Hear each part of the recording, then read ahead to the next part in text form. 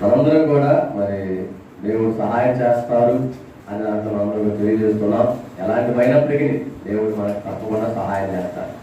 అయితే మనం జాగ్రత్తగా మన దేవుని వాక్యం చూసినట్లయితే దేవుడు నిజంగానే ఆయన నమ్మిన వారి జీవితంలో అద్భుతాలు ఆశ్చర్యంగా చేస్తున్న విషయంలో ఏమాత్రం కూడా అనుమానము లేక సందేహం ఉండడానికి ఏమాత్రం వీలేదు. యేసు ప్రభువు మరణాన్ని జయించి లేచాడు. అది మృత్యుంజయుడు, పునరుద్ధానుడు. ఆయన మరణాన్ని జయించాడంటే ఆయన నమ్ముకున్న వారందరూ కూడా గొప్ప నమ్మకం లేక విశ్వాసం ఏమిటి? మనము కూడా చనిపోతే మరణాన్ని జయిస్తాము. భయపడాల్సిన పని లేదు కదా. మనం అవసరం కాదు నిజంగా అమ్మో అనుకుంటాం, కానీ యేసయ్య మరణాన్ని జయించాడు. సో యేసు ప్రభు నమ్ముకున్న వారికి కూడా తప్పకుండా మరణాన్ని జయించేటువంటి ఆధిక్యత లేకపోతే సామర్థ్యాన్ని దేవుడు ఇస్తాడు. యేసు ప్రభు మరణించిన తర్వాత సైతాన్ అనుకున్నాడు అంతే, ఈయన అయిపోయాడు, ఈయన వెంబడించిన శిష్యులు విశ్వాసం ఎవరైతే అందరూ కూడా ఇంతతో ఆగిపోతారు అనుకున్నారు. కానీ ప్రభు వారి మరణాన్ని జయించి తిరిగి లేచిన తర్వాత సో చాలా మంది యేసు ప్రభు కనిపించారు. మరణించిన తర్వాత పునరుద్ధరణై అంటే దేవుని యొక్క రాజ్యానికి పరలోకానికి వెళ్ళక ముందే అనేక మంది కనిపించాడు అన్నమాట. సో యేసు ప్రభు శిష్యులు అయితే భయపడతా ఉన్నారు. ఆ భయపడినప్పుడు వారిని ఆ భయం నుంచి విడిపించడానికి ధైర్యపరచడానికి యేసు ప్రభు వారికి కనిపించినట్టుగా మనం చూస్తాం. ఈ యొక్క వాక్య భాగాన్ని సందర్భంలో చదువుకున్నాం. యోహాను సువార్తలో 4వ సువార్త, యోహాను సువార్త 20వ అధ్యాయము 19 నుంచి 23 వరకు మనం చదువుకుందాం. ఆదివారం సాయంకాలమున శిష్యులు యూదులకు భయపడి తాము కూడి ఉన్న ఇంటి తలుపులు మూసుకొని ఉండగా యేసు వచ్చి మధ్యన నిలిచి మీకు సమాధానం కలుగును గాక అని వారితో చెప్పారు. ఆయన అలాగే చెప్పి వారికి తన చేతులను ప్రక్కను చూపగా శిష్యులు ప్రభువుని చూసి సంతోషించిరి. అప్పుడు యేసు మరలా మీకు సమాధానం కలుగును గాక, తండ్రి నన్ను పంపిన ప్రకారము నేను మిమ్మల్ని పంపుతున్నానని వారితో చెప్పాను. ఆయన ఈ మాట చెప్పి వారి మీద ఊది పరిశుద్ధాత్మను పొందిడి.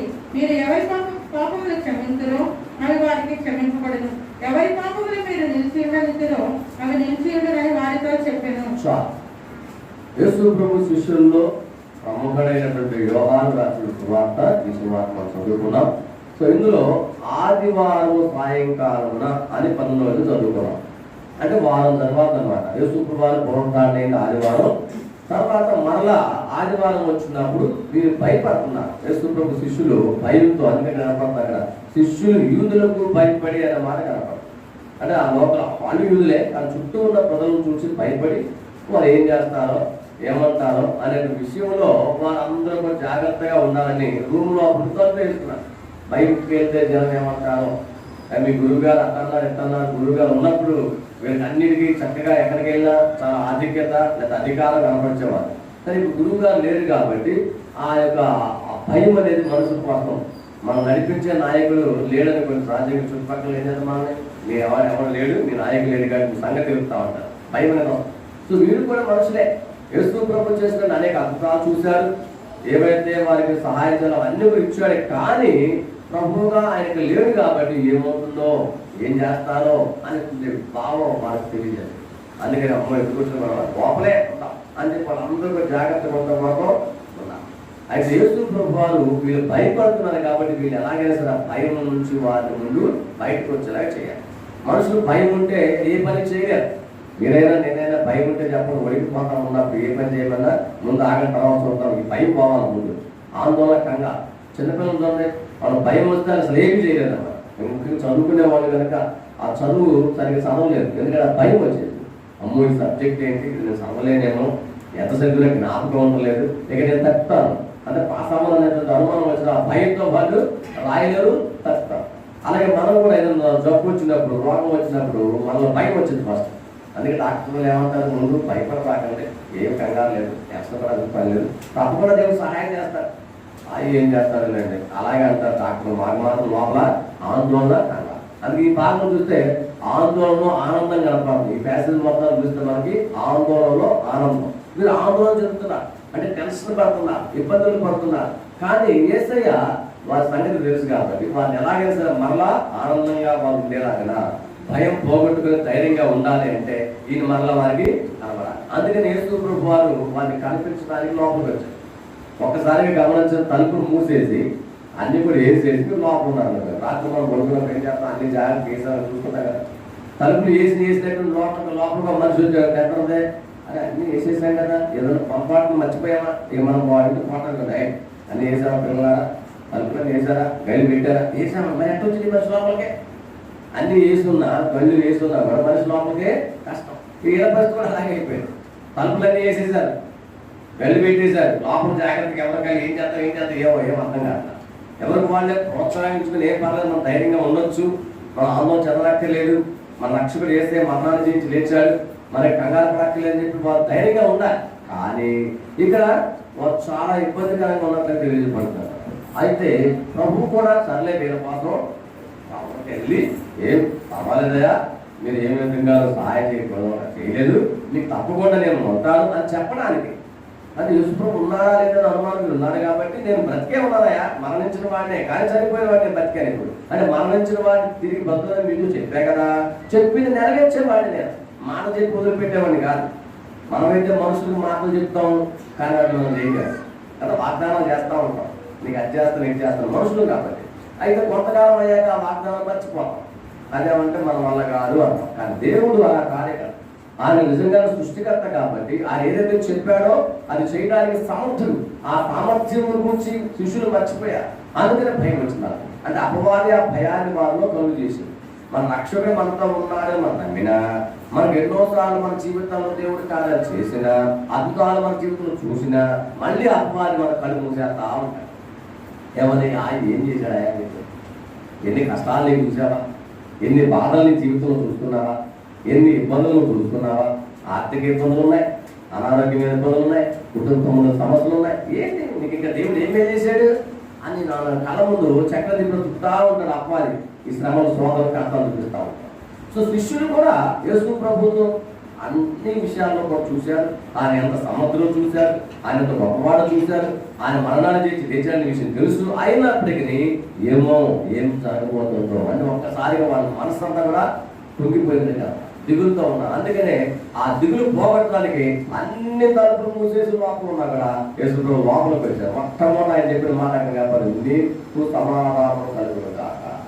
ఫస్ట్గా వాళ్ళు ఆ సమాధానం లేదు అంటే శాంతి సమాధానం లేకపోతే మనిషిని చేస్తారు, ముఖమంతా దిగులుగా ముఖమంతా కూడా అమ్మో ఒకలాంటి పిరిగిన ముఖం ఏమైతే పూర్తిగా పురిగిపోయాడు. మనుషులు ముఖం చూసి తెలిసిపోతున్నాడు, ఉల్లాసంగా ఉత్సాహంగా ముఖం తేజస్సుగా కడతాం, మంచిగా కడతాం. అదే దిగులుతో ఉన్న ముఖం చిన్నదైపోతాం. అప్పుడప్పుడు అంటే ఏం చేస్తుంటారు, మరి మీ ముఖం చూస్తున్నాడు అప్పుడు బాగా చిక్కిపోయారంటే అవునా అనిపిస్తుంది. విడిగా ఉన్నప్పుడు ఎంతో హ్యాపీగా ముఖం చక్కగా ఉత్సాహంగా ఉల్లాసంగా ఉంటే ఆ దారి ముఖం ఎప్పుడైతే దిగులుతో ఉందో లేదా బాధల్లో ఉన్నావు, అమ్మో దేవుడు నాకేమి సహాయం చేయట్లేదు అనుకున్నప్పుడు ఎలా ఉంటాం, ఏమో ఏమిస్తాడో నాకు సహాయం చేస్తాడో లేదో తెలియదు. అంటే అది ఎక్కడి నుంచి వస్తుంది, మనలో ఉన్నటువంటి మన సొంత వైకాలం. యేసయ్య మనతో ఉన్నాడు, ఆయన సహాయం చేస్తానని నమ్మకం లేదన్నమాట. అక్కడ ఎప్పుడు సైతాను చెప్పే మాట వినేసి మనలో మనుషులు కాబట్టి మనుషుల రూపంలో ఆలోచిస్తాం. మనుషుల కంటే కూడా గొప్ప దేవుడు మనతో ఉన్నాడు, మనకి సహాయం చేస్తాడు, నమ్మకం అనేది ఖచ్చితంగా కావాలి. ఆయన దేన్నైనా మనం సాధించగల సామర్థ్యం ఇస్తాడంటే నమ్మకం మనలో రాకుండా దిగులు బయటకు వచ్చాయి. దిగులు రాగానే మనం కూడా అలాగా ఏమైపోతాం వీళ్ళు అదే చేశారు. అందుకని సమాధానం లేదు కదా, మొట్టమొదట యేసయ్య చెప్పింది మీకు సమాధానం కలుగును కాక. ఎందుకు సమాధానం అంటే సమాధానం హ్యాపీగా ఆనందంగా ఉంటారు. అది మీకు ఆనందంగా ఉండాలంటే సమాధానం కావాలయా, ఆ సమాధానం మీకు ఇవ్వడానికి ఆ మాట నేను వచ్చాను. ఆ అర్థంగా సమాధానం అంటాడేంటి, అసలు ఈ మాకు నుంచి వచ్చింది ఒక్కసారిగా టెన్షన్ స్టార్ట్ అయిపోయింది. అందుకనే అప్పుడు చెప్పినప్పుడు అమ్మో యేసు వచ్చేసాడా, ఎలా వచ్చాడు ఎప్పటికీ అర్థం కదా. అంటే మనం అనుకున్నట్టు ఇక్కడ మనం నేర్చుకోవాల్సిన పాఠం, మనం చనిపోయినప్పుడు మనం ఎట్లా వెళ్తామప్ప పరలోకానికి. ఒకవేళ యేసు ప్రభు రెండో మారు వచ్చినప్పుడు అప్పటికి చనిపోకుండా ఇంకా ఉన్నవారు ఎవరైతే ఉన్నారో వాళ్ళు ఎలా వెళ్తారో పైకి అని సందేహం. ఈ శరీరం పైకి వెళ్ళలేదు కదా, ఎందుకంటే ఈ శరీరం ఎగురుదామంటే మరలా కింద పడిపోతాం, కొంచెం ఎక్కడగానే డాములు కింద పడతాం, మనకు అంత పర్వాలేదు. కానీ మరణాన్ని జయించి లేచిన తర్వాత వచ్చిన శరీరం మహిమ శరీరం. ఆ శరీరంలో మహిమ ఉంటుంది కాబట్టి తలుపులు వేసుకున్నా వచ్చేయచ్చు, తలుపులు వేసుకున్నా ముందున్నా పర్లా, ఏం ప్రాబ్లం అన్నమాట. అయితే ఎంత సాధ్యమండి, వాళ్ళు అమ్మ దేవునితో భయపడడం అలాగే లోపలికి వచ్చేస్తే భయం కదా. కానీ ఈయన సహాయం చేయడానికి చెప్పావు, ఏ ప్రాంతం నువ్వు ఏదైతే అనుకున్నావో వాటి అన్నింటిలో నువ్వు జాగ్రత్త తెలుసుకోవాలి. ఏమిటి, యేసయ్య మనకు సహాయం చేస్తాడు. ఆయన దగ్గరకు మన మాట చెప్పాలంటే ఇక్కడ మనందరూ కూడా ఎప్పుడు ఈ లోకంలో ఎంతకాలం ఉంటాం మన ఎప్పటికీ తెలియదు. వంద చూస్తామని అనుకున్న 100 ఏళ్ళండి అమ్మాయి 100 ఎక్కువ బతికితే అంత గొప్ప కదా. 100 years అంటే సెంచరీ. ఒకరు 100 దాటి బతికాడు ఏమంటాం, అమ్మ బాబాయ్ 100 కూడా దాటింది, 110 100 బతికాడంటే మామూలు విషయం కాదు కదా.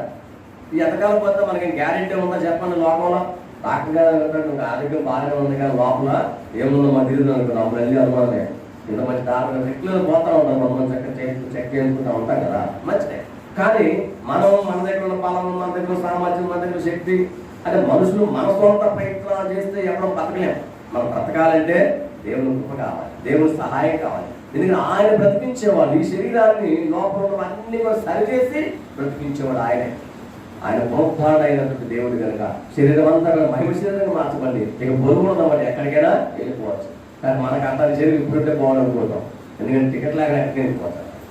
ఎగిరిపోయాడు వెళ్ళిపోతే తలుపు వేసిన లోపలికి వెళ్ళిపోతే ఎలా ఉంటాయి, భలే సరదాగా. కానీ అది ఇప్పుడు జరిగే పని కాదు, అది యేసయ్య రెండవ రాకడలో జరిగే సందర్భం అనమాట. కానీ ఇక్కడ యేసు ప్రభువు ఆయనకు తెలుసు ఆయన శిష్యులు చాలా దిగుల్లో ఉన్నారు, బాధల్లో ఉన్నారు, కష్టంలో ఉన్నారు. కాబట్టి వారిని వదిలిపెట్టి వెళ్ళాలనుకోవాలి. ఖచ్చితంగా వారిని కనపడి వారిని ధైర్యపరిచి వారిని బలపరచాలనుకున్నాడు. కానీ యేసయ్య వాళ్ళ దగ్గరికి వచ్చిన కనప రేపు విశ్వాసారా దేవుడు మనకు నేర్పించే పాఠం. ఒక నువ్వు ఏదైనా ఆందోళనలో ఉన్నావేమో, దిగుల్లో ఉన్నావేమో, అయ్యో యేసయ్య చచ్చిపోయాడు, అయ్యో ఆయన ఏం చేశాడు, ఇక ఆయన లేడు కదా అనుకున్నారేమో, యేసయ్య చనిపోయాడు ప్రభుత్వం అనుకున్నారు. ఆనాటి ప్రభుత్వం అందరూ కూడా అప్ప ఇంకేంటి అనుకున్నారు. కానీ ఎప్పుడైతే దేవుడు వారి సహాయం చేశాడో, అవునా దేవుడు వచ్చాడా, అదే నిజమేనా అర్థం కాల వాళ్ళకి. అవునయ్యా నిజంగానే ఆయన బయటకు వచ్చేసాడు, ఆమె చూసుకొని పోండి అంటే అక్కడికి వెళ్ళారు. సమాధి వెళ్తే ఏం లేదక మొత్తం తీసుకుందాక. అరే ఏమైపోయింది, మనిషి లోపల ఉన్నారు కదా, శవం లేదా అంటే మనిషి నిజంగానే బ్రతికాడు. అందరూ చెప్పుకున్నారు, ఏ చేసుకుంటే లేడా బాబు, సమాధిలో లేడా, మరణాలు చేయించి నిజంగానే లేచాడు. ఆ విషయం తెలిసినా కూడా శిష్యులకు మాత్రం భయపడ్డాం. సో మన జీవితాల్లో కూడా దేవుడు ఎన్నోసార్లు మనకు ఉపకారం చేశాడు, మేలు చేశాడు, మన అనుకూలంగా నెరవేర్చాడు, మీ కోరికలు తీర్చాడు, అనారోగ్యం స్వస్థపరిచాడు, జరిగినాయి. కానీ చాలా పెద్ద సమస్య వచ్చినారు. ఇంతకు ముందు కంటే చాలా పెద్దదండి, ఇంతకు ముందు కంటే చాలా చాలా చాలా ఇబ్బందికరమైన సమస్య అండి. అనారోగ్యం మామూలు కాదు, ఇది ఎవరి వల్ల కాదు, మనుషులు కదా మనం అనుకుంటా ఉంటాం.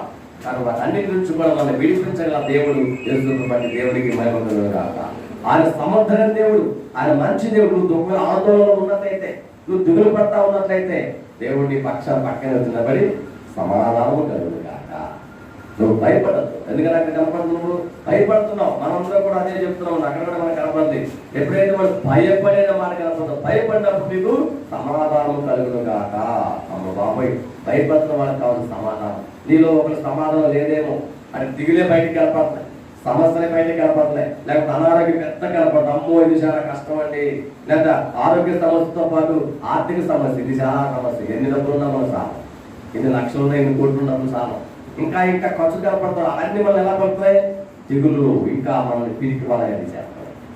దేవుడు గొప్పవాడండి, నువ్వు ఏదైతే అనుకుంటున్నావు అని ఇస్తాడు. ఏమి ఇస్తాడు మీరు అట్టాగా అంటారు, నేను కాదు, దేవుడు వాక్యం మనం తెలియజేస్తున్నాం. దేవుడు మనకు సహాయం చేస్తాడు. కానీ ఆయన పరంగా నీ దగ్గరికి వచ్చి నువ్వు ఏదైతే ప్రభావ ఆయన చాలా దిగులుతో ఉన్నప్పుడు దేవుని పక్కనే ఉన్నాడు. దొరుకుతుంది నన్ను దొరుకుతున్నావు అంటారు. దేవుడు మనకే కనపడతాయి, కళ్ళు మూసుకు ఎదుగుతా ఉంటే ఏం కనపడతాం.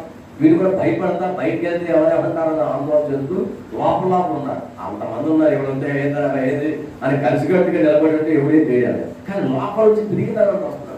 మనం కూడా యేసయ్య మొత్తం ఉన్నాడు, మనకు సహాయం చేస్తాడని ధైర్యం నీలో ఉన్నారు. కానీ మనం ఏం చేస్తాం, మనుషులు కాబట్టి మనం నీరసపడిపోయి మెల్లమెల్లగా ఆ చర్చికి అంతా మానేద్దామని ఎన్నో లాభం లేదు. దేవుడు మనకి ఉపకారం చేయట్లేదు, దేవుడు మనకి ఏమి సహాయం చేయట్లేదు. అంచేత మనం ఎన్నో ఎలపైనా ఉంటాయి, మనకంటే మనం ఎలపైన పాక దేవుడు తీయగలుగుతున్నాడు కదా, వాళ్ళకి అన్ని సహాయం చేస్తున్నాయి కదా. మరి మనం వెళ్తున్నాం, మనకేమిస్తున్నాడు అని మనమే ఒక్కోసారి ప్రశ్నిస్తూ ఉంటాం. కానీ దేవుడు నీ దగ్గరకు వచ్చి నిన్నంతా నువ్వు సమాధానం పొందుకో, నువ్వు దిగులు పడపాక, నువ్వు ఏదైతే అడుగుతున్నావో అది ఇస్తాను.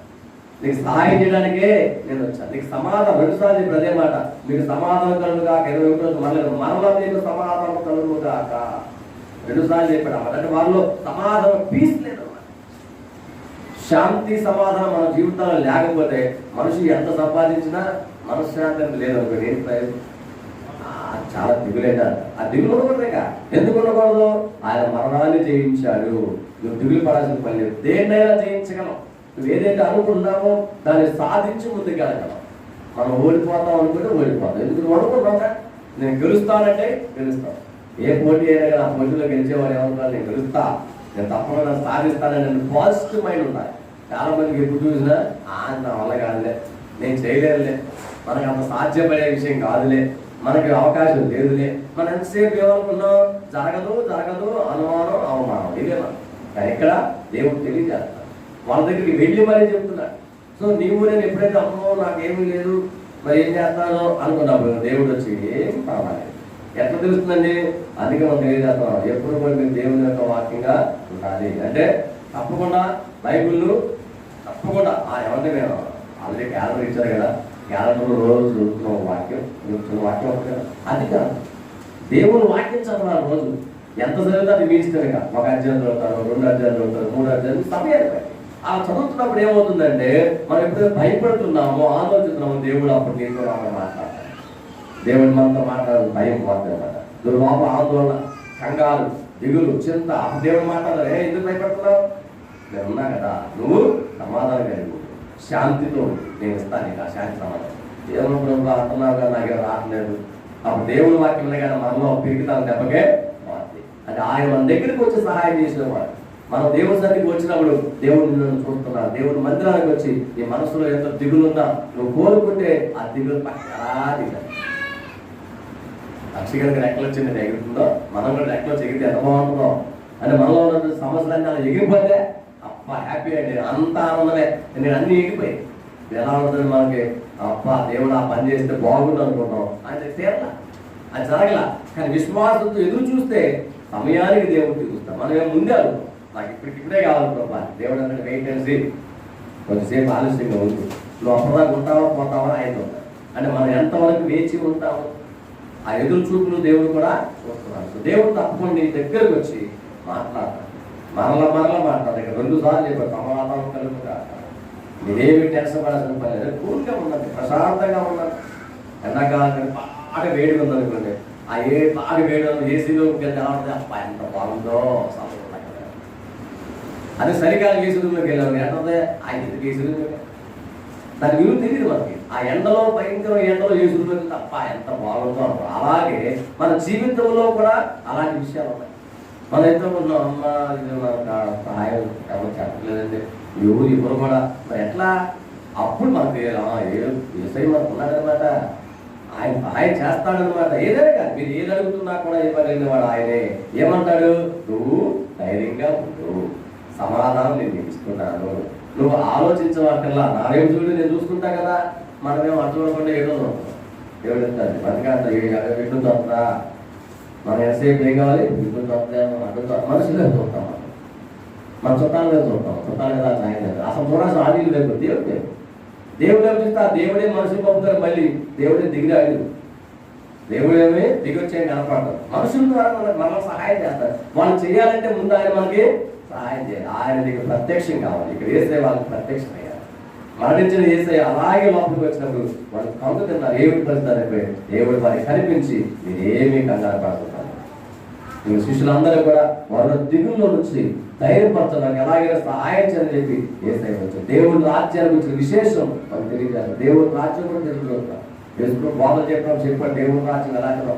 ఆ దేవుడి రాజ్యంలో మనం అందరం ఎదురు చూస్తాం. దేవుడి రాజ్యాలు ఏముంటాయండి, మనం చాలాసార్లు అనుకుంటాం. చూడండి, రోమాపత్రిక 14వ అధ్యాయం 17వ చూస్తే దేవుని రాజ్యంలో ఉండవలసిన ఏంటో మనకి అక్కడ కనపడుతుంది.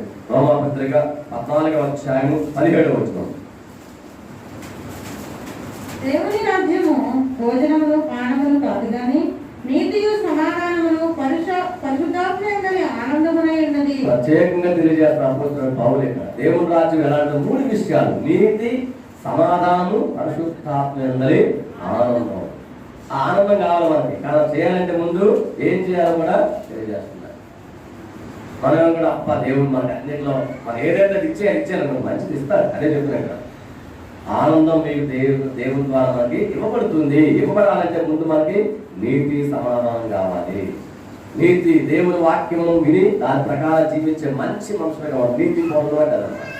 అంటే దేవుని వాక్యం ప్రకారం జీవించే వారిగా ఉండాలి. దేవుని సన్నిధి మనం మానకూడదు, ఆరాధనగా మానకూడదు, దేవుని వాక్యం చదవడం మానకూడదు. అప్పుడే మనం నీతి మొత్తం కలిసేస్తాం. ఎప్పుడైతే మనం అభివృద్ధి జీవిస్తున్నామో సమాధానం మనకు వస్తుందన్నమాట. అందుకని భోజనం, ఆహారం ఇవి కాదు, ఇవి తాత్కాలికమైనవి. ఆకలి చేసింది, అన్నం తిన్నాం, అప్పుడు తిన్నప్పుడు ఏమవుతుంది, అసలు ఇక్కడ 2 రోజులు దాకా అక్కలాంటి పడిపోయిందో తిన్నాం.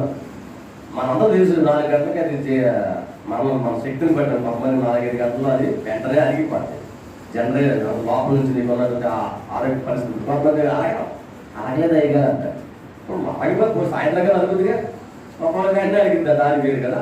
3-4 గంటల కానీ ఉన్న పిల్లలైతే మరి 3 గంటలకు తినేది మళ్ళీ మళ్ళీ ఏమైనా పెడతామని లేదు, ఇందాక తిన్నామంటాము. ఆ తిట్టేది మళ్ళీ పెట్ట అది అన్నం వద్ద స్నాక్స్ పెట్టాలి తెలియదు కదా, ఆ పట్ట వేరనమాట. సో మనం కూడా అంతే, అరిగిపోద్ది. అరగకముందు ఏమన్నా రాకుందని అసలు వద్దే ఎంత తిన్నా మళ్ళీ కావాలి. అలాగే మన జీవితాల్లో సమస్యలు కూడా వెళ్ళిపోతే మళ్ళీ వస్తాయి. అంచేత మనం గమనించవలసింది, ఏది వచ్చినా, ఎలాంటి సమస్యలు వచ్చినా, ఆరోగ్యపరమైనవి కావచ్చు, ఆర్థికపరమైనవి కావచ్చు, ఇంకేమైనా కావచ్చు, మన ప్రణాళికలే కలపడం. సో వీటన్నిటి నుంచి కూడా మనకు కావాల్సింది ఏంటో తెలుసా? దేవుని రాజ్యము. మనందరూ ఎదురు చూస్తున్నాం దేవుని రాజ్యం. దేవుని రాజ్యంలో దేవుని పొందుకోవాల్సిన ఆనందము ఇక్కడే దేవుడు ఇస్తానమాట. అక్కడ పర్లో చచ్చిపోయాక కాదు, అంటే చచ్చిపోయాక ఆనందం అంటే కాదు. ఈ లోకంలో ఉండగానే ఎప్పుడు ఒక ఆనందం. ఆనందం అనేది ఎలా తెలుస్తుందని ముఖంలో ఎప్పుడు కనిపించాలి. చిన్న పిల్లలు ఉంటాయి, చిన్న పిల్లలు చూస్తే ఎప్పుడు ముఖం నవ్వుతూనే ఉంటారు ఎక్కువగా. అందుకే కదా మీరు ఎక్సెప్ట్ చేసిన చిన్నపిల్లలే మీకు గమనించండి. ఎక్కడన్నా ఏదైనా తీసుకొచ్చారు అక్కడ అందించడానికి మంచి క్యారెక్టర్ ఉండదు. చూడండి ఏమంటే పిల్లల మొఖాలు నవ్విన మొఖాలే పెడతారు. పెద్దోళ్ళే పెట్టారు. పెద్దోళ్ళు ఎప్పుడు నవ్వుతారు, ఎప్పుడు ఏడిపోయాయి. మనం ఎప్పుడు ఏడిపోయాక ఎంత ఉన్నా ఏడిపోయాయి మనకి. అంటే రావద్దు పిల్లలకి ఎంత కదా ఆ ముఖంలో అసలు ఆనందం ఉండదు. ఎంత చక్కగా కనపడదు, ఎంత బాగుందని అలా ఆనందం కనపడుతుంది. సో అది ఆనందం అంటే. సో నీవు అలాంటి ఆనందాన్ని పొందుకోలేకపోతా ఉన్నాం. కానీ యేసయ్య ఆ శిష్యులు ఆ జీవితంలో వారు పోగొట్టుకున్న ఆనందాన్ని మరలా ఇవ్వడానికి వచ్చారు. మీరేమి కంగారు పని లేదయా, మీరు సంతోషంగా ఉంటాయి, మీ సమాధానం నేను ఇస్తున్నాను, మీరు ఆనందంగా ఉండండి. అందుకని కనపడుతుంది మనకి 20 వచనంలో మనకు కనపడుతుంది. ఆయన చెప్పిన వాటిని చూసి శిష్యులు ప్రభువును చూసి సంతోషించిరి. యేసు ప్రభువు అక్కడ రాగానే చెప్పగానే అప్ప అమ్మయ్య ఇంక నాకేమీ ఇబ్బంది లేదు, ఎందుకంటే నాకు సహాయం దేవుడు ఇస్తానన్నా. అంటే శిష్యులుగా ఆనందం కలిగించడానికి దేవుడు అక్కడికి వెళ్ళి సహాయం చేశారు. సో నీవు నేను కూడా ఆయన వాక్యాలు విన్నట్లయితే యేసయ్య మనకు సహాయం చేస్తాం. వాక్యం ద్వారానే మనకు సహాయం చేస్తాం. వాక్యం వింటున్నాం మనం, కానీ లోపలికి వెళ్తున్నా అంటే దాన్ని నమ్మట్లా. వాక్యం ఈ చేతితో ఈ చేతితో లేదు. ఎన్నటికో స్టూడెంట్ స్కూల్లో నేషనల్ ఏరాపై బాగా అర్థమైందని విన్నాను. మొన్న ఏం చెప్పండి ఇప్పుడేం కూర్చున్నాను. ఏ 2 చెవులు ఉన్నాయి సార్, ఈ చెవితో విన్నా ఈ చెవితో బయటకు వదిలేశాను. ఒకటే తిన్నా, 2వ పోయింది బయటికి. సో నాకు గుర్తులేదు అన్నమాట. మనం కూడా అంతే, వాక్యం వింటున్నాం. యేసయ్య మంచోడంటే గొప్పడంటే సాక్ష్యాలు చెప్తున్నారు మన వాళ్ళు. అప్పుడు వింటే అబ్బా దేవుడు నిజంగానే వాళ్ళ జీవితంలో ఆ కార్యం చేశాడట. చచ్చిపోయినా బ్రతికించగల దేవుడు ఆయన. ఎలాంటి ఇబ్బంది వచ్చినా దాని నుంచి దేవుడు సహాయం చేస్తాడు. ఆర్థికంగా నష్టాలు వచ్చినా దేవుడు లేపుతాడు.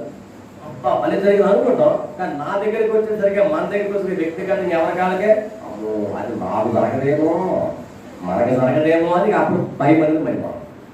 మళ్ళీ టెన్షన్ అంటే స్టార్ట్ అవుతుంది. అందుకని ఆందోళన ఎప్పుడు చూసే మన మొదలు ఆందోళన.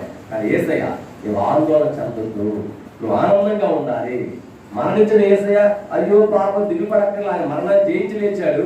ఆయన తెలియజేస్తున్నాడు ఏమని, మరణము ఆయన్ని ఏమి కూడా చేయలేకపోయింది, సమాజంలో ఆయన్ని ఆపలేకపోయింది.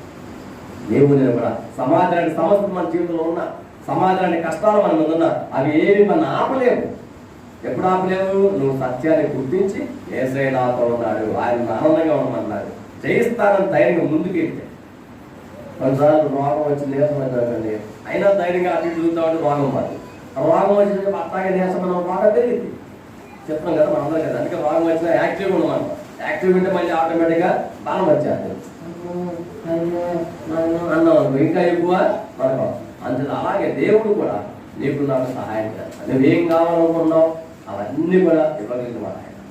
కాకపోతే మనకు అంత నమ్మకం లేదని మనకు, అందుకే మనకు రావట్లేదు. కానీ ఇక్కడ వాళ్ళు భయపడుతున్నప్పుడు వారిని శిక్షించడం, వాళ్ళు మీ పని చేస్తాను సంగతి దేవుడు శిక్షించడానికి వేసేదా, వారిని ధైర్యపరచడానికి, వారి ఆనందంగా ఉండడానికి, ఆయన ఆనందంగా ఉంటాయా సంతోషించదని చెప్పడానికి యేసయ్య వచ్చారు. సో దేవుని రాజ్యం కూడా నీవు నేను గమనించినట్లయితే ఆనందం కలిగి ఉండాలని దేవుడు తెలియజేస్తాను. దేవుని విశ్వాసం నువ్వు ఒకరు దుఃఖంలో ఉంటే, బాధలో ఉంటే, ఏ కష్టంలో ఉన్నా వాటిలో మనకు ఆనందాన్ని ఇచ్చేటువంటి మహోన్నతులు యేసు కుటుంబంతో ఉన్నారు. కానీ ఆ ఆనందాన్ని మనం పొందుకుంటాం. అంత మాత్రం ఆనందం పొందుతున్న కదా ఇక మనకు డ్యూటీ కూడా అప్పుడు చెప్పాడు. యేసు ఎప్పుడు కూడా సహాయం చేసి నెక్స్ట్ చేయాలని పని కూడా చెప్పాడు. విశ్వాసమైన మనం ఏం చేయాలంటే అక్కడ శిష్యులకు కూడా 21వ వచనంలో మన కంటిన్యూ చేసిన తర్వాత ఆయన చెప్పిన మాట, తండ్రి నన్ను పంపిన ప్రకారం నేను మిమ్మల్ని పంపుతున్నాను వారు. మీరు వెళ్ళండి, ఇక మీరు ధైర్యంగా ఉండండి, నేను మరణాన్ని జయించాను మీరు చూశారు కదా, అందరికీ చెప్పండి ఆ మాట. జనం ఏమనుకుంటారు, యేసుప్రభు చచ్చిపోయాడు ఇంక ఇదే సంగతి అనుకున్నారు. కాబట్టి మీరు ఏంటి లోకంలో ప్రజలకి ధైర్యంగా చెప్పండి. ఏమని చెప్పాలి, ఏం చేశాడో అది చెప్పాలి. మరి మీరు నేను సాక్షులుగా ఉండాలి. యేసుప్రభు చేసిన ఉపకారం మేలు ఏమైతే ఉన్నాయో చెప్పాలి. అవి చెప్పాలంటే మనం ధైర్యంగా బయటికి వెళ్ళాలి. మనం చెప్పాలి లేవు తప్ప 10 నుంచి అవునా అవును 10 చాలా చూసి ఏంటంటే ఏదైతే డ్యూటీ చెప్పాడు మనకి అందరికీ అప్లై చెప్పాడు. అందుకని మత్తయి సువార్త 27వ చదవడం కానీ అక్కడ మనకు కనపడుతుంది. లాస్ట్ 2వ వచనం అంటే యేసుప్రభు వారు ఇంగ్లీష్లో ద గ్రేట్ కమిషన్ అంటాం. అది గొప్ప ఆజ్ఞ. సమస్తం ప్రజలు లోకంలో వీళ్ళందరికీ సువార్త ప్రకటించాలి. అందరూ ప్రభు నమ్మకంలో చేయాలి. అది ఎవరు చేయాలి, మనందరం కూడా. అది మా పని కాదు కదా అనుకోవడానికి వీళ్ళు. దేవుడు ఏదైతే నీకు సహాయంగా ఇచ్చాడో అది జ్ఞానం అవును, దేవుడు మాకు అన్ని కూడా ఇస్తూ ఉన్నాడు. నేను కదండి అవన్నీ కూడా తెచ్చుకున్నాను అనుకుంటే అలా చేయడానికి దేవుడు మనకు సహాయం చేయడానికి మర్చిపోతున్నాం మనం. ఏం కాదండి నేను తీసుకొచ్చా అని మనసుగా మన కెపాసిటీ మనం చెప్పుకున్నాం. కానీ ఆ కెపాసిటీ ఎక్కడితే దేవుడు ఇచ్చాడు. అలా లేకపోతే మనం ఎప్పుడూ పోయేవాళ్ళం. ఇప్పుడు మనం అందరం ఉన్నాం, ప్రతి ఎక్కడ చూసినా మరి కరోనా మహమ్మారి ఎక్కువైపోవాలి. మనం అందరం బాగున్నామంటే మనకు గొప్పలే ఒక్కొక్కరి స్పెషల్ అని అనుకోవడం కాదు, కేవలం దేవుడి మహాకృప. ఎప్పుడు మర్చిపోతాం. దేవుడు మహాకృప కాబట్టే మనం బతుకున్నాం. మనకు రాలేదని మనకు స్పెషలిస్ట్ అని కాదు. ఎంతమంది మనం వెళ్తున్నాం బయట, కానీ దేవుడు ఇక్కడ మనం గమనించు. దేవుడు నిజంగా కృప కలిగిన వాడు, మహాకృప కలిగిన వాడు కాబట్టి ఆయన మనల్ని భద్రపరుస్తున్నాడు, ఆయన మనకి సహాయం చేస్తున్నాడు. ఆయన నిజంగా గొప్పవాడని దేవుడి వైపు చూస్తూ, సో అలాగే నా జీవితంలో ఎలాంటివి వచ్చినా వాడిని తీర్చగలవాడు ఆయనే, సమస్యలు తీర్చగలవాడు ఆయనే అని నమ్మకం కావాలి. సో ధైర్యంగా ఉన్నాం తప్ప భయపడదు. ఆందోళన చెందొద్దు, ఆందోళనలో ఆనందం కలిగి ఉండాలని యేసయ్య ఇక్కడ నేర్పిస్తున్నారు. సో మనందరం కూడా సాక్ష్యం చెప్పే వారిని ఎక్కడికి వెళ్ళినా ఎవరి దగ్గరికి వెళ్ళినా యేసయ్య మంచి దేవుడు అండి, మా జీవితంలో కార్యం చేశారు, ఇంకా చేస్తారు. మీరు కూడా శ్రమంలో ఉన్నారు, బాధల్లో ఉన్నారు, యేసయ్య నమ్ముకొని మరణాన్ని జయించి తెచ్చిన వాడు ఆయన. సమస్తమునికి అధిపతి ఆయనే, సృష్టికర్త. ఎందుకు నీ కోసం నా కోసం చచ్చిపోయింటే మనం పరలోకాన్ని చేరుకోవాలని, మన కోసం ఆయన బలియాగం అయ్యాలి కనుక ఆ విషయం మనం గమనించాలి. నేను నమ్ముకున్నాం, మీరు నమ్ముకోండి అని చెప్పగలగాలి. ఆ సత్యం మనం తెలుసుకున్నాం. యేసు ప్రభు రక్షకుడు, యేసు క్రీస్తు అందరికీ మా కాదండి అంటానికి చాలా అందులో మేమా అంతా ఉంటాం. చాలా మంది ఒప్పుకోరు. మనం చెప్పగానే పదే అంటానండి ఏమనుకో, ఇంకా మనల్ని పెడతారు. ఇచ్చారు కదా మనకి ఎందుకు వచ్చిన కావాలి మనం కూడా లేదు. కానీ ఇక్కడ మనం నేర్చుకోవచ్చు పాఠం. మన కోసం మనం పెట్టిన యేసయ్య అది ఏదైతే మనం చేశాడో ఆ విషయం మర్చిపోకూడదు, ధైర్యంగా చెప్పాలి. పిలుకోలాగా ఉండాలి. పని యేసయ్య నిజంగానే గొప్ప దేవుడు, నా జీవితంలో మేలు చేశాడు. నమ్మితే నీకు చేస్తాం, నమ్మకపోతే మేమేం చేస్తాం. నమ్మిన వారి జీవితంలో గొప్ప కార్యం చేస్తాం. అధికారం ఇచ్చిన అందుకే చివరిలో మనం 23వ వచనంలో ఎవరి పాపము మీరు నిలిచియుడు ఎత్తునో అది నిలిచియుడును, ఎవరైతే క్షమిస్తారో అంటే అధికారం ఇస్తున్నారు, పవర్ అనమాట. అంటే మనం ప్రార్థన చేసిన ప్రభావ జీవితం గొప్ప కార్యం చేయడానంటే తప్పకుండా చేస్తాం. అందుకే మనం ప్రార్థన చేస్తాం. అందరి కొరకు దేవుడు మన ప్రార్థన ఆలకించి దేవుడు కూడా సహాయం చేస్తాడు. నువ్వు చేసే ప్రార్థన చాలా పవర్ఫుల్ గుర్తుపెట్టుకో. లేదా అంటే నేను మామూలు మనుషులే కదా, మనం మామూలు మనుషులే కదా, మనం ఏ దేవుడికైతే మొరపెడుతున్నామో ఆ దేవుడు గొప్ప మనకి దేవుడికి మహిమ కలుగుతాం. ఆయన సమర్థులే దేవుడు అండి. మనం ఆరాధిస్తున్న దేవుడు సమర్థుడు కనుక ఆయన సమస్త విషయాలు సహాయం చేసే దేవుడు. ఆయన గురించిన విషయం మనకు చెప్పేవారిగా, ఇతరులకు ప్రార్థించేవారిగా మనం ఉండాలి. ముగింపులో విశ్వాసాలు మరి నీ జీవితంలో ఎలాంటి ఇబ్బందులు ఉన్నాయో, ఎలాంటి కష్టాలు ఉన్నాయో ఒకరినొకరు మనం అనుకుంటాం మీకేమైనా బాగానే ఉన్నారని. కానీ ఎవరి కాదు అమ్మ మా బాధ మీకేం తెలుస్తుంది, అయ్యా మీ కష్టాలు మాకేం తెలుస్తుంది, ఎవరు ఎలాగేస్తారు. వాటి ఎలాంటివైనా వాటన్నింటినీ సరి చేయగల సమర్థులు చేస్తున్నప్పుడు వాళ్ళు తప్పకుండా మనకు ఉపకారం చేస్తారు, మేలు చేస్తారు. మీ దగ్గరకు వచ్చి దేవుడు సహాయం చేసి నువ్వేమీ ఇబ్బంది పెట్టలేదు, నేనున్నాను, నేను సహాయం చేస్తాను, నువ్వేమనుకున్నావో అది ఇస్తాను అని దేవుడు మనందరూ కూడా తెలియజేస్తా ఉన్నారు. కాబట్టి నేను ఏం కావాలో ప్రభువుని అంటాం, ఆయన తప్పకుండా మనకు సహాయం చేస్తాడు, మన అవసరాలు తీరుస్తాడు. అలాగే తీర్చుకున్న తర్వాత దేవుని దూరవడం కాదు, ఇంకా దేవుని దగ్గర అవ్వాలి, దేవునితో మనం ముందుకెళ్ళాలి. మనలో ఉన్న ఆందోళన, మనలో ఉన్న భయం, మనలో ఉన్న తిరిగితనం ఏమైనా కూడా అక్కడ తోసేస్తాం. విశ్వాసంలో ధైర్యంగా ఉందాం, ఆనందంగానే ఉందాం. ఇక ఏడవద్దు, దుఃఖపడాల్సిన పనులు కానీ సమస్తాన్ని ఇచ్చే మంచి దేవుడు మాకు ఉన్నాడు కానీ ఆయన కొరకు మనం ముందుకు కొనసాగబడుతున్నాం. తలముంటే మనం ప్రార్థన చేస్తున్నాం. ప్రియమైనటువంటి విశ్వాసం, ఎలాంటి ఆందోళనలు మీరు ఉన్నారో ఈ పక్కన దేవుడు మనతో మాట్లాడుతున్నారు. ఏం కావాలి? దేవదేవుడు ప్రత్యక్షమై మాట్లాడేవాడు. శిష్యులు భయపడుతున్నప్పుడు వారిలో ఉన్న భయాన్ని పోగొట్టి వారిని ధైర్యపరచడానికి యేసు ప్రభు వారితో మాట్లాడారు. నీకు సమాధానం మరలా చెప్పాడు, నీకు సమాధానం కలుగుతాను. ఏసై మాట్లాడిన సమాధానం మాట విన్నాక వారు సంతోషం వచ్చింది. ఏసై చూడగానే వారు సంతోషపడ్డారు. ఎందుకంటే మరణాన్ని జయించిన ఏసై మన దగ్గరికి వచ్చాడు, మనతో ఉన్నాడు. పునరుద్ధారుడైన జయించిన దేవుడు మనతో ఉన్నాడనేది గొప్ప విశ్వాసం మన దగ్గర. ప్రియమైన విశ్వాసి, నీవు నేను కూడా మన రక్షకుడు, పునరుద్ధారుడు, మరణాన్ని జయించి లేచిన పునరుద్ధీనుడు, నీవు నేను అనుకున్న విషయాల్లో సహాయం చేసే సమర్థుడు మనతో ఉన్నాడు. నీవు నేనైతే ఏం చేయలేం, కానీ మనతో ఉన్న దేవుడు యేసయ్య మనకు సహాయం చేస్తాడు. బలం ఇచ్చేవాడు ఆయనే, ఓపిక ఇచ్చేవాడు ఆయన, శక్తిని ఇచ్చేవాడు ఆయనే, మన సమస్యలకు పరిష్కారం చూపించే దేవుడు ఉన్నాడు. కాబట్టి ధైర్యంగా మనం వదిలిపోవచ్చు. ఆందోళన చెందనక్కర్లేదు, ఆనందంగా ఉండాలి. తిరిగితనం, భయము, అనుమానం, అవమానం పక్కన పడేసి యేసయ్య సమర్థమైన దేవుడు మనతో ఉన్నాడు కనుక ఆయన నిమిత్తమై మనం అనేకులు సాక్షులుగా, అనేకులు ప్రభు గొప్పతనం చెప్పేవారిగా మనం ఉండాలని మనం తెలియజేస్తాం. నీ కొరకు మా కొరకు ఆయన సహాయం చేసేవారు. ఆయన కనుక మనకు సహాయం చేయలేకపోతే మనం ఎప్పుడూ ఇబ్బంది మనమయ్యేవారు. కానీ దేవుడు మనకి సహాయం చేస్తాడు. మన కోసం ఆయన సమస్త విషయాలు చేయడానికి ఇబ్బందిని నీవు నేను చేసిన వారిని, మన పాపములను, పశ్చాత్తాపములను అన్నిటిని తీసివేయడానికి మన బదులుగా ఆయన కలువరిలో యాగమయ్యాడండి. నీవు నేను చేసిన తప్పులు, లేక నీవు నేను చేసిన అపరాధములు, పాపములు క్షమించబడటానికి యేసయ్య కలువరిలో యాగమయ్యాడు. తెలుగులో ఆయన చనిపోయాడు కాబట్టి, ఆయన చనిపోయి వదిలేస్తే కాదు కానీ మరణాన్ని జయించి లేచాడు కాబట్టి మనకి విజయం అనేది వచ్చింది. ప్రేమైన వాళ్ళు మనం కూడా ధైర్యంగా ప్రభు మార్గంలో కొనసాగుతున్నాం. విశ్వాసంలో బలం కలిగి ముందుకు వెళ్దాం. దేవుడు మన అవసరాన్ని తీర్చేవాడు. ఏ విషయంలో మనం దిగులు పడద్దు, ధైర్యంగా ముందుకు వెళ్దాం. మహోన్నతుడా, మా మంచి దేవానికి వందనాలు. నా కోసం, మా కోసం కలువరిగిరిలో బలియాగమైన దేవా, మమ్మలను పాపం నుంచి విమోచించున్నాడు, విడిపించున్నాడు. ఈ రక్తాన్ని మాకు చిందించినందుకే వందనాలు. ఇది మానవులు ఎవరు చేయలేని పని. నువ్వు మహోన్నతులు, మంచి దేవుడు కనుక మా కోసం చేశావు, అందుకే నీకు స్తోత్రాలు. మరణాన్ని జయించి లేచిన మహోన్నతుడ, పునరుద్ధారానికి స్తోత్రాలు వల్ల నీకు గొప్ప సాక్ష్యం ఉన్నవాడు. తిరిగితే మాలో తొలగించిన ఆయన భయాన్ని తీసివేయండి. దేవ మా అందరికి విజయాన్ని అనుగ్రహించి దేన్నైనా మీ విజయం సాధించగలము. దేవుడు మాకు తోడున్నాడు. ఆనంద మార్గంలో కొనసాగుతాను. ఆందోళన పడకుండా ఆనందిస్తూ కొనసాగే భాగ్యం మాత్రమే దయచు. ప్రతి ఒక్కరిని దయతో దర్శించిన వారి కొరకు మన్నించి సమస్త విషయాలు మీరే సహాయం చేసి చూపించి మహిమ, ఘనత, ప్రభావాలన్నీ మీరే పొందుతున్నాం. సర్వోన్నతులను యేసుక్రీస్తునామములో వేడుకొనుచున్నాము తండ్రి. ఆమేన్. మన తండ్రి దేవుని ప్రేమ, వాళ్ళు యేసుక్రీస్తు కృప, పరిశుద్ధాత్మకంగా అన్ని విషయాల్లో సహాయం చేయబడుతున్నారు. స్తోత్రం ఆయనకే అప్పగిస్తూ సహాయం చేద్దాం. స్తోత్రం వందనాలు. థాంక్యూ. వందనములు ఆయన.